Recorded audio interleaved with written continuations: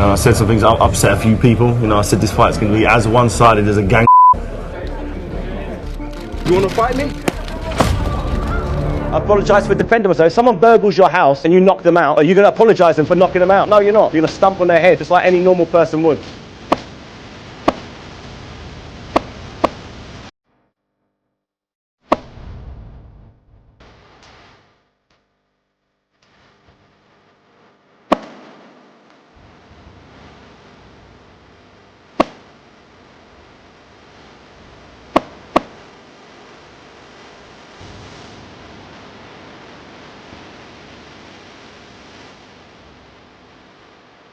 So it's probably coming up to around the 20-year mark now since I first watched any form of boxing. And when I was young, despite knowing who Mike Tyson and Lennox Lewis and Prince Naseem were, I feel like I was too young to have actually watched their careers or remember their fights. They were more just soap opera storylines, the drama, the intensity and the showmanship, which meant as soon as I first tuned in to an episode of Friday Night Raw, I was absolutely hooked. And I stayed hooked until I was around 7 or 8 or something like that. And then you start to realise how fake it actually all is and how scripted it all is. And it sort of just made me lose interest. And for a few years there was a void. And that void was a craving of drama-filled interest until around 2005 when I first started really watching a bit of boxing. But the problem was, at that time, there wasn't any boxers that I could really attach myself to. You obviously had Floyd Mayweather and Manny Pacquiao in the earlier stages of their title reigns, Roy Jones Jr.,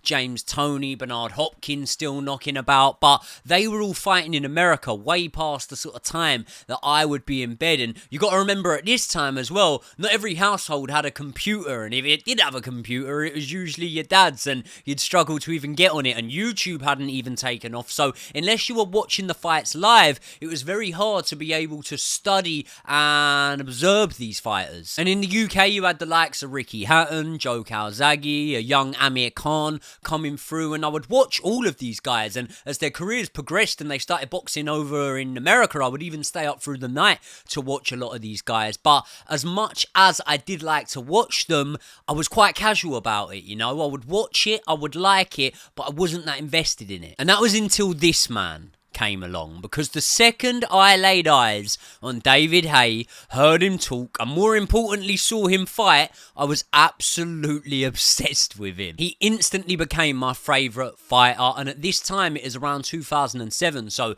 YouTube had taken off. You had an hour-long show on Sky Sports every single week called Ringside, which would make it a lot easier to follow the careers of fighters, and if there was one career that I was very much following, it was always David Haye's. Now, there's so many videos on YouTube that tell the story and show the career of David Haye, and it was definitely a career that divided opinions. Some felt David Haye was a weak champion who only managed to become a champion due to the standard of the era that he competed in, and some felt like Haye was a victim of his era due to the lack of genuine dance partners for him when he was in his prime. But one thing that I do know for absolute certain is that if the Haymaker hadn't have been around, that period of time between maybe Lennox Lewis retiring and the emergence of the likes of Anthony Joshua and Tyson Fury and others would have been so much more boring than it was. But in today's video, I want to talk about how I believe a prime heavyweight version of David Haye would compete and would fare in today's era of heavyweight boxing. David Haye started off as a very decent amateur who had a high knockout ratio by amateur standards, and even reached the final of the 2001 World Amateur Boxing Championships, where he was beat by a highly decorated amateur in Odliner Solis, who, to be fair, Haye did have success against early on, but ultimately was stopped late on. Looking back on Haye's amateur career, you could always tell though that his style was probably more fitted for the pro ranks, and he he began his pro career almost perfectly with 10 fights in which he recorded 10 stoppage victories. Although during those 10 fights, we did see the first chink in his armour when he was dropped by a man who had had 4 times as many fights as him in Lelenga Mock. Although Haye ticked a real box here as he managed to get up, recompose himself and stop Lelenga Mock just a few rounds later. However, it was at that 10-0 mark when Haye's career suffered its first real setback, when he took on, and in doing so, fell victim of former world champion Carl Thompson. Because at 40 years of age, Thompson was 17 years older than the young British prospect. And despite having back-to-back wins over Chris Eubank on his record, which clearly shows the level of Thompson, those fights were 6 years earlier. And throughout his career, he had lost 6 times and he was stopped on 5 of those occasions. So I suppose that in a calculated gamble, it was almost seen as a great name for Haye to have on his record, but unfortunately it would go on his record as a loss when, after a fast start to the contest, Haye was stopped by Thompson in the 5th. He hurt me a couple of times, but that's what boxing's about. Boxing's about not knowing the result. Now, instead of rematching Thompson and seeking immediate redemption, Haye made a move that would actually possibly prove best for his career, as he chose to rebuild and take a different route. I suppose it's a little bit like the Ben Whittaker situation at the moment with Liam Cameron, because one part of you as a fighter wants to just go again and do it for the fans, but the other part of you probably thinks, well, maybe I should be a bit more calculated here, and maybe I should try and learn my craft a little bit more rather than taking that gamble. Because for every example that I can give you, like Lewis beating Rahman in the immediate rematch, or Joshua beating Ruiz in the immediate rematch, you could also look at David Price being beaten by Tony Thompson, or Wilder forcing that 3rd fight with Fury just to be stopped again. And ultimately, the path that David Haye took proved to be a successful one, because it led him to a European title shot against 6'5" Ukrainian southpaw Alexander Gurov, who Haye dispatched of within just 1 round. After this, Haye had a couple of defences, and then came the fight, which is where I really started to stand up and take attention of David Haye, as he boxed an opponent called Fragameni, who was a man who had actually beat Haye in the amateurs. And I actually remember sitting at home watching this one. I think it was on a Friday night for some reason. I'm certain that it was on a Sky Sports card, and the venue was York Hall. And I gotta be honest, early on, I was pretty worried for Haye in this one, because despite doing some good work off of the back foot, we were used to seeing Haye as more of a front foot counterpuncher who would punish opponents who had slower hands and tried to back him up. But when Fragameni was doing that, he was actually able to do that for an extent of the first 6 rounds or so. And Haye also suffered a cut that looked to impede his vision, but in typical fashion, he came through the storm. And when he smelt blood in the 9th round, he closed the show, not only retaining his European title, but now really putting to bed some of the questions that had lingered over his toughness and his ability to dig deep throughout his career today. His next fight was against WBC World Cruiserweight Champion John Mark Mormek, and not only was he the more experienced man, this one saw David Haye have to travel to France to face the champion. Once again in this one, Haye had to come through a bit of a crisis moment after being knocked down in the 4th round. He had to recompose himself, and he battled back to stop Mormek in the 7th, in which I would say was his most impressive display today. He showed great technique, great heart, good levels of recovery, explosiveness, and he showed that he had that fight-ending punch power. And some would argue that this was actually the best version of David Haye, and do you know what? I don't even know if I would disagree with that, but in this video, we're trying to identify what the best heavyweight version of David Haye was. So despite the fact that he then unified the titles against Enzo Macronelli when he blasted him out in just 2 rounds, he then moved up to heavyweight to solely compete at heavyweight. And here's where I identify the prime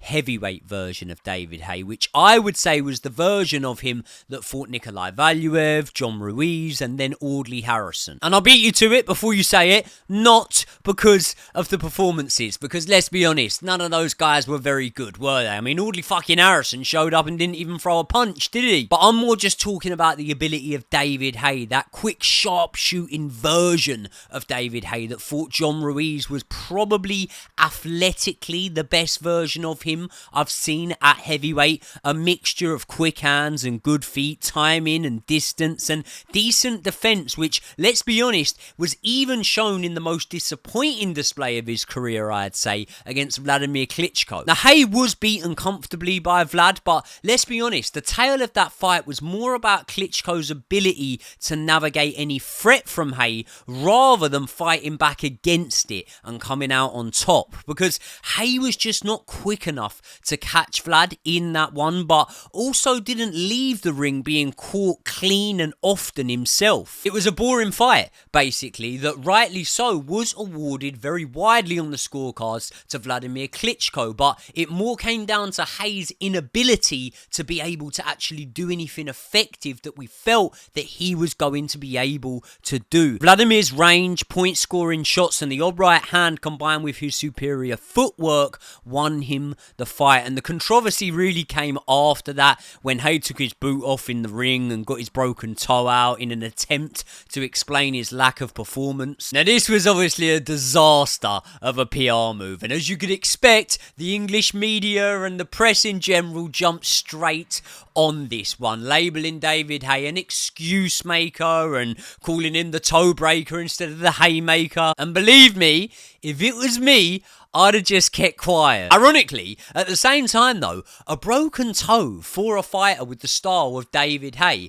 is actually an injury that would impact your performance quite a lot, but at the same time, I'm not entertaining it as an excuse. I feel broken toe or not, Vladimir Klitschko would have won that fight, and just because we never heard about it, you don't know. Vladimir Klitschko might have had injuries going into that fight himself. Every boxer, more or less, usually has some form of injury or niggle going into one of their fights. And if things had ended there, I honestly feel like David Haye would have no heavyweight legacy. It would have finished without one real credible win, one real impressive performance, you know? Because as much as it was impressive to travel over to Germany and beat an absolute monster of a giant in Nikolai Valuev, who was known for having corrupt judges at the ready to rob opponents that deserved to beat him like they did Evander Holyfield, I can't actually say, apart from the fact that he managed to wobble Valuev, that Haye's performance was even that much better than Evander Holyfield's against Valuev. But luckily for David Haye, then came along a man called Derek Chisora. Because after the British Fringe World title challenger put in a good performance against Vitaly Klitschko, himself and Haye came to blows at the post-fight press conference. Now, when I say Derek Chisora put in a good performance, I think people go a little bit over the top with this one. I just mean he put in a good performance in comparison to the last man, I think, before him that went the distance with Vitaly Klitschko, which was Shannon Briggs, who got absolutely battered in that fight. But make no mistake about it, despite him going the distance, Vitaly Klitschko was a clear winner in that one. But David Haye clearly felt, especially after seeing that fight, that maybe Vitaly was on the slide, and maybe therefore he could avenge the loss that he suffered at the hands of Vitaly Klitschko's younger brother Vladimir. So he's rocked up to the press conference to call out Vitaly Klitschko, but all of a sudden it turned from Haye against Vitaly to Haye against Chisora. Come in there and tell me my friend.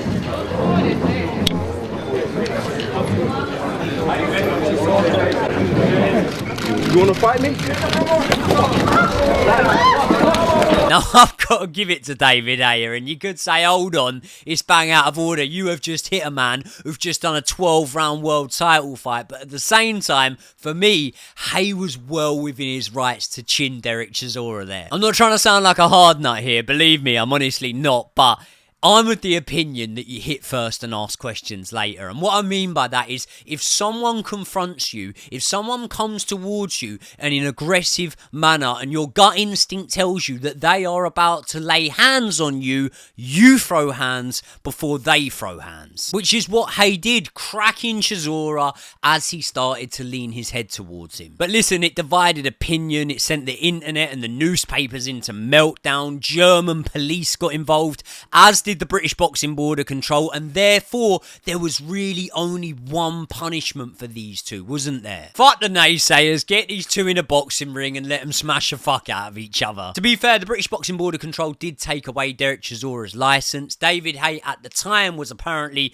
retired, so didn't even hold a licence, and therefore, despite the fight taking place at West Ham's Upton Park, it was actually sanctioned as an overseas bout by the Luxembourg Boxing Board. But who are the Luxembourg Boxing Board? Fuck knows, not important. Let's get on with it. Either way, despite me feeling that this was by no means a prime David Haye, having already suffered multiple injuries, both in fights and in training, that had led him to withdrawing from fights, this for me was almost the last version that we saw that was close to a prime David Haye. The fight started with Haye on the back foot, looking more calculated out of the two men, and ready to explode with quick, hard counter punches each time the bullish Chisora looked to swarm his opponent. And Chisora did have pockets of success in coming forwards and trying to smother Haye, but when you watch it back, Haye wasn't really taking too much flush and always seemed to come back with a response. In essence, the way I was seeing it at the time was like David Haye was walking Chisora on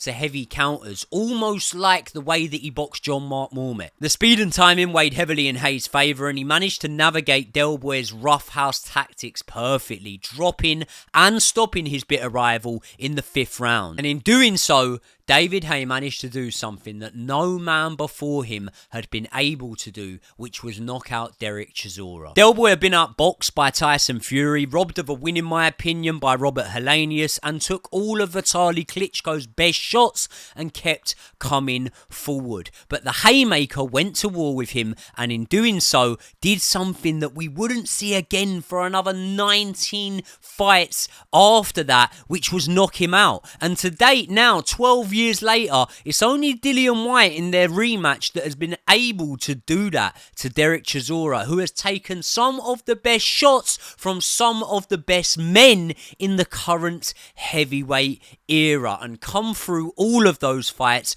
albeit some of those being in defeat. It's actually funny because David Haye's main sparring partner for this fight was actually Carlos Takam, and years later, Carlos Takam and Derek Chisora would go on to produce a classic in which to date is one of Del Boy's best ever wins. And despite some of Derek Chisora's better wins coming later on in his career, I'm not actually of the opinion that Derek Chisora got better with age. I think that the version of Derek Chisora that David Haye beat was a much better version than the Derek Chisora we've seen in recent years. I just think that Derek Chisora had a lot more longevity than definitely David Haye and some of the other heavyweights, and that longevity enabled him to be able to be around during this golden era that I would say right now of heavyweight boxing, and therefore pit himself against some of the star names. And I mentioned the Dillian Whyte knockout of Derek Chisora, and the funny thing about that is it actually took Dillian Whyte 23 rounds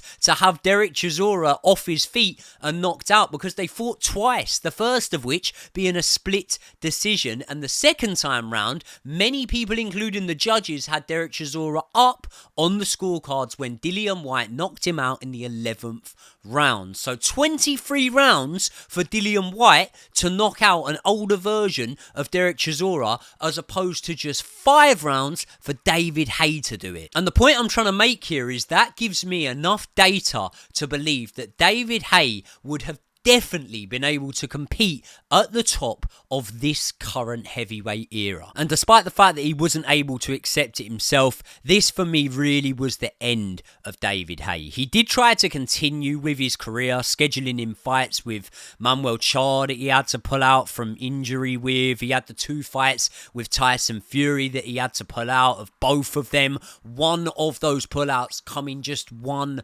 week before the showdown with Fury. And after this this pullout, David Haye finally, very reluctantly accepted that his career was finished. His body had broke down on him. That explosive style that once upon a time was his biggest strength had now become his biggest weakness, because I feel that having that explosive style really does put a lot of wear and tear on your body, and the injury record would show you that with David Haye, meaning that at just 32 years old, the Haymaker's career was done. Now, the problem for Haye was that during his retirement, the heavyweight division that in his era lacked any real excitement, great fighters barring the Klitschko's, and definitely depth of talent in that time, all of a sudden exploded into life. Because you had fighters like Alexander Povetkin, Kubrat Pulev, Luis Ortiz, Joseph Parker, Andy Ruiz, Filip Hrgovic, and Deontay Wilder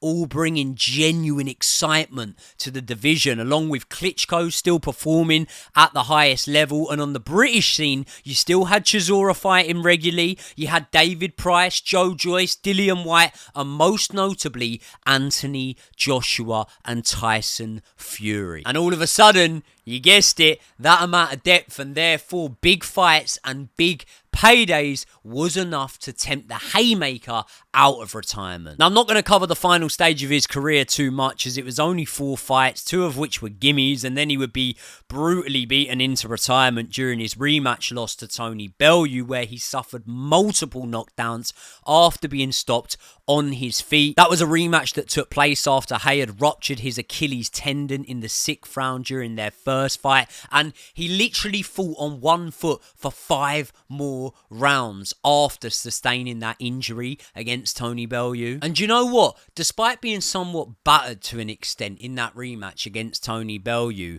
there was somewhat, for me, of a silver lining about the way that Haye's career ended, because for years, Haye was labelled a pull-out merchant, a quitter, soft, a pretty boy, someone who couldn't swim when the tide got tough. And in his defeats to Tony Bellew, he showed just what a warrior he could be. The amount of pain and injury that he was able to fight through, and how willing he was to continue even when things weren't going his way. And when you look at examples of fighters who have quit in fights since that, sometimes with legit and sometimes with very suspect injuries, the extent of Haye's injuries really do show you just how resilient the Haymaker was and the toughness that he actually had. And that finally was the actual end of David Haye, which leads me to my conclusion that David Haye was the right man born in to the wrong era. And being that we are now in that era,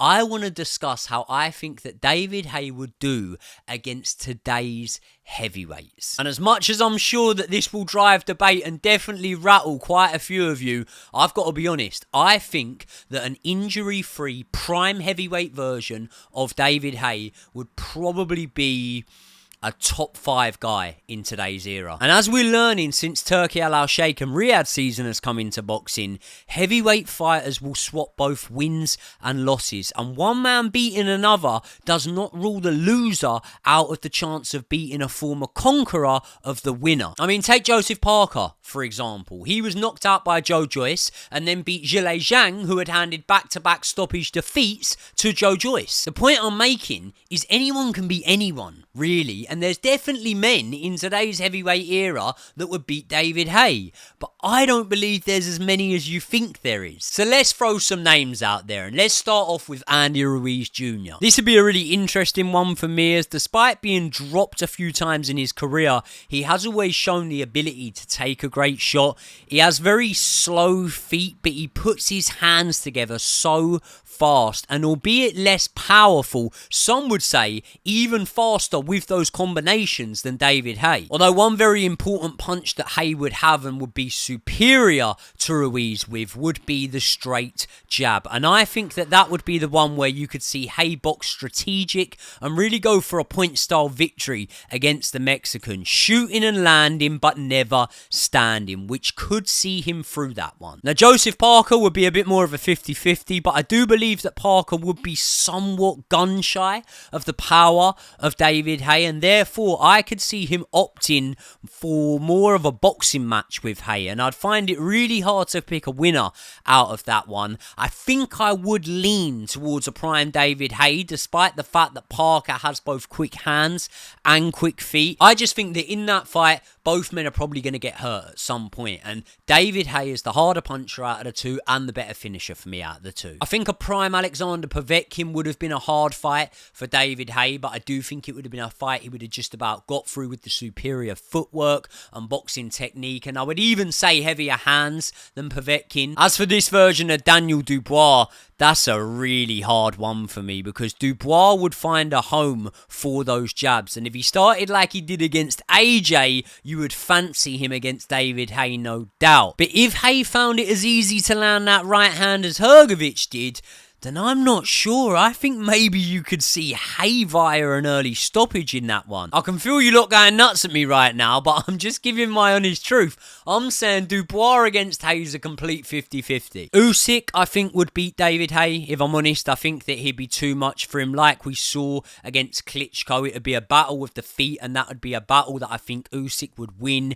in and out of range of a very disciplined performance where he takes little to no real risks against David Haye, and David Haye finds himself being hit with more straights to the body in one single fight than he probably has in his entire career. Now let's move on to the bigger guys, because despite beating a giant in Valuev, this is probably where we saw David Haye struggle more, especially against Vladimir Klitschko. We'll start off with a prime Deontay Wilder, the WBC former world champion, and I'm going to put it out there straight away. I think that a prime David Haye knocks a prime Deontay Wilder spark out. We saw some sparring clips of these two, and when you look how elusive and hard to hit Wilder used to find many average heavyweights during that WBC championship reign, I just can't see a world where Wilder, who always had slow feet and a low output, just manages to impose his size advantage on Haye without walking on to those fast counters. Now, those sparring clips were no doubt leaked by Haye's camp and therefore would have favoured the Brit, but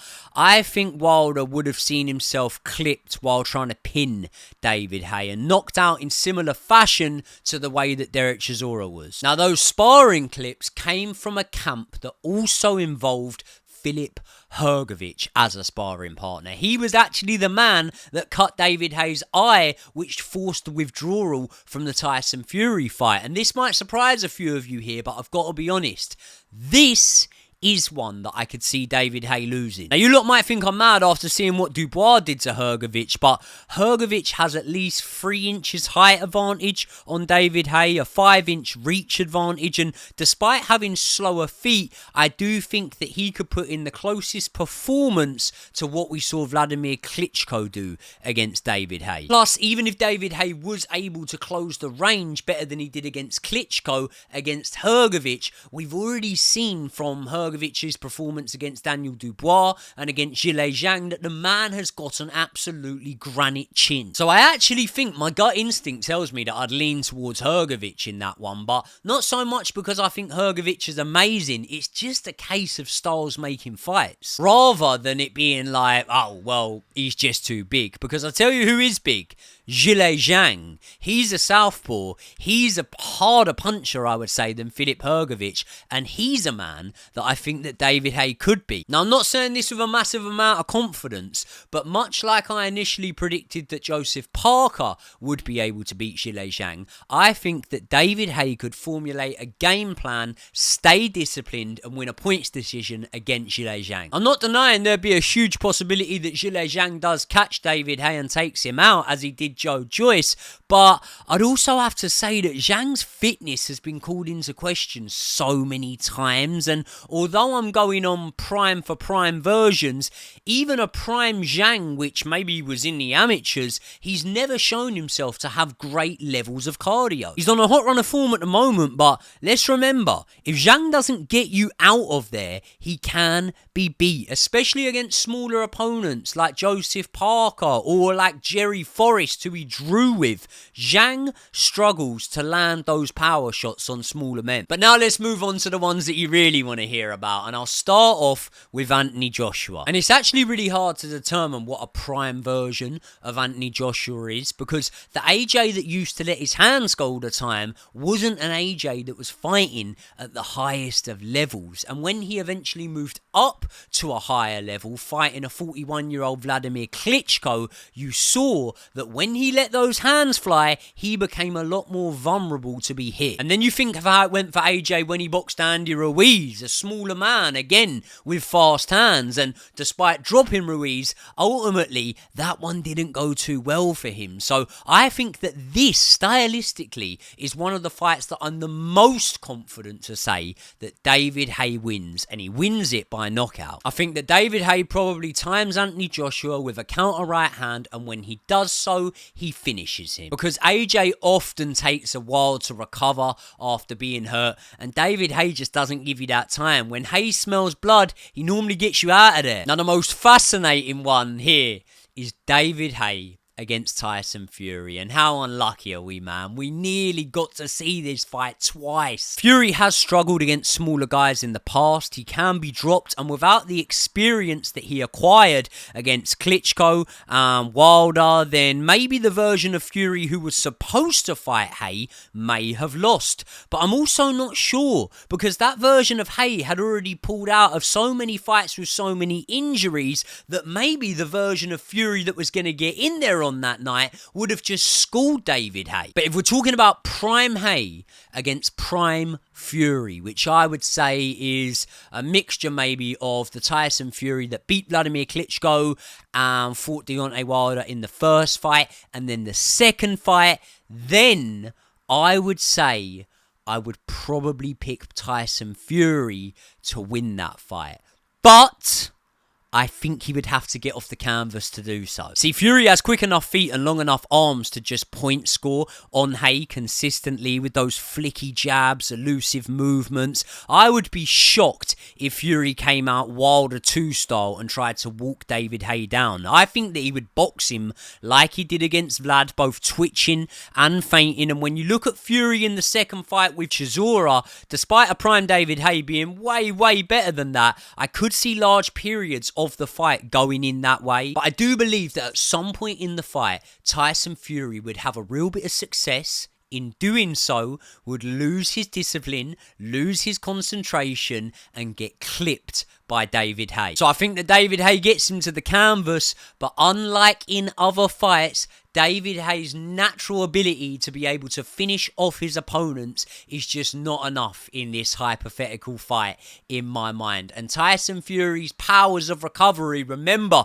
we're talking about a prime Tyson Fury here, those powers of recovery see him through, and he is able to take back over on points against a version of David Haye who, let's be honest, has probably gassed himself out a bit trying to empty the tank on Tyson Fury. Which means after much rambling on, I'm pretty confident that David Haye gets beat by Usyk and by a prime Tyson Fury. I suspect that he might get beat by Daniel Dubois or Filip Hrgovic, and I would heavily favour him against a prime Anthony Joshua and a prime Deontay Wilder. As for the rest of the men in the division, like I say, due to fights now finally getting made, we are starting to learn that heavyweight fighters just swap losses and wins, and that is what happens. But for me, in this era, David Haye would have way more wins than he does losses, and I would put him as a top 5 heavyweight. But I'm so interested